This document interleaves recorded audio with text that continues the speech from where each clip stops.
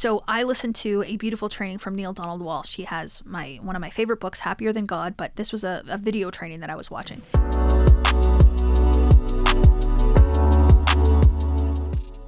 And he said something. He said, everything that happens in your life is simply a circumstance. It's simply an event. It's a thing that's happening, and it's not good or bad. But our thoughts about the thing make it good or bad. The meaning we give it makes it good or bad. And based on how you see yourself will determine if you think something is good or bad. And so this is why you and I can watch the exact same movie and you love it and I hate it. This is why it's pouring rain outside and I'm so frustrated and mad because I wanted to go for a walk and I can't go for my walk now, and I'm sad about it, and the farmer is jumping for joy seeing rain on his crops that he hasn't had in weeks. Same thing, it's raining. Same movie. Two different perceptions and two completely different meanings of that thing. So you might say then, okay, well, I haven't achieved success in my business yet. I've been working at this business for 5 years and I haven't achieved it. And so I'm a failure. I failed at my business. But somebody else might say, wow, you know what? It's been 5 years. I have learned so much. I have grown. I'm so grateful that I've persisted for 5 years. I'm ready to really make this happen. Let's go. Now it's time. I've got enough experience. I've got enough years under my belt. I've got a great team. I've got a solid foundation. Let's go make this business happen. Same experience, 5 years in business, haven't reached your goal yet.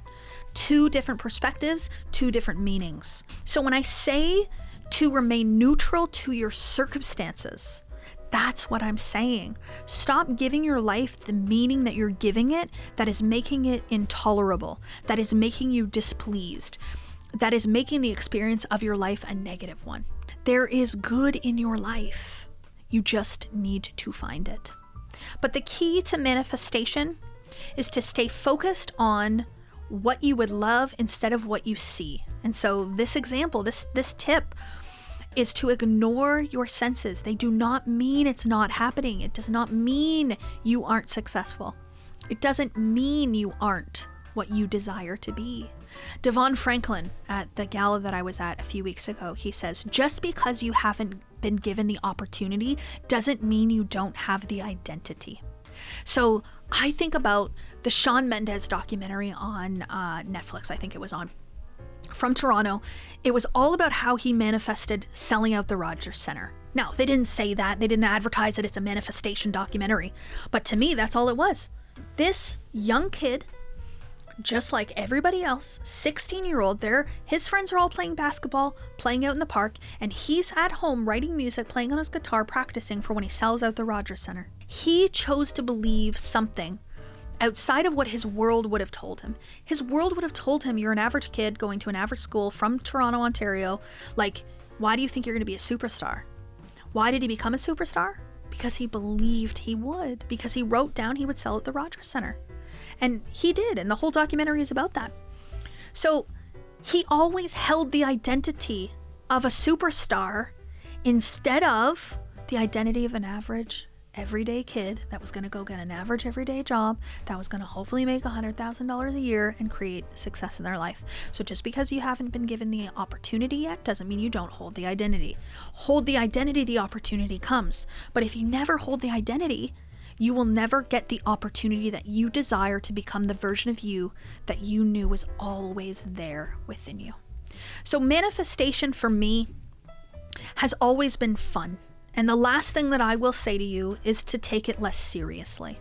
So the more serious something is to us, the more we put it up on a pedestal, the more importance we give it, the more stressed we will get when it's not there, the more pressure we put on ourselves to make it happen. And then what happens is you are not touching it lightly, but you are grasping it with a firm hold. So manifestation is something that can be fun. It's something that can be light. It's something that can be joyful. And so I choose to manifest things in an energy of fun. So you know what? I would love to be on a cover of a magazine. You know what? I'd love to be on this TV show. You know what? I'd love to go here. I'd love to go there. I'd love to manifest this. I'd love to manifest that. But I'm not attached to the outcome. I'm not going to get stressed if it doesn't happen to me fast enough or for me, or if it doesn't come. I'm not going to get stressed if this person tells me no, because why? I don't take no for an answer, so I know it's eventually going to come. So I really love being in this light, fun energy, and touching your manifestations lightly is probably going to be the best way for you to manifest them the fastest. So stop taking yourself so serious, allow yourself to have some fun, bring some joy into your life, and allow yourself to love manifestation because you're manifesting anyways. So we're just going to change what it is that you're manifesting. I hope that this fun little example from my own personal life and my own tips was helpful to you today, and I'm so grateful that you're listening. So with gratitude, Kathleen, and remember, the limit does not exist.